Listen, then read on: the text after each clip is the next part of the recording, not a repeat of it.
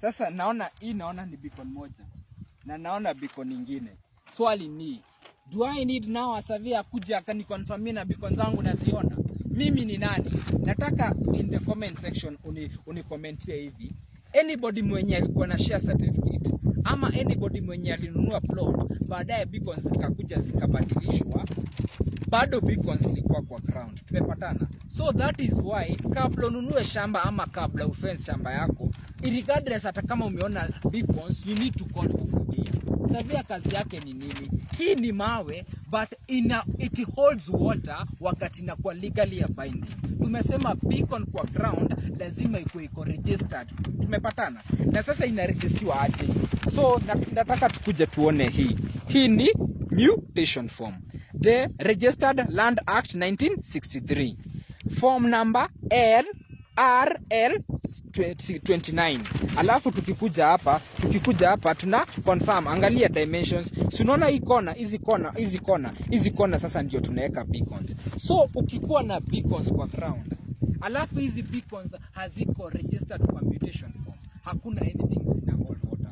So kazi ya surveyor ni kuja kuconfirm what is in the register index map na ground zinaambatana. Tumepatana. That is why your dimensions hazitakuwa na challenge. So dimension check. Acreage itakuwa salama kwa sababu ya nini? What was registered legally in the register index map. Nataka tuone kwa mutation form iko na stamp ngapi. Nataka tuone. So hii ni stamp ya kwanza district surveyor's copy. Hii ni stamp ya Thika Survey Office. Twende. Hii ni stamp ya licensed surveyor. Tuendelee ili tujue iko na stamp ngapi. Hii ni stamp zingine. Hii ni landowners wali stamp.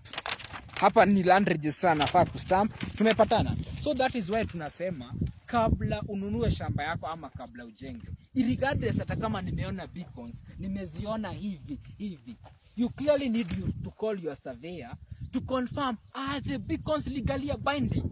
Are the beacons declaring clarity to my ownership of my parcel of land?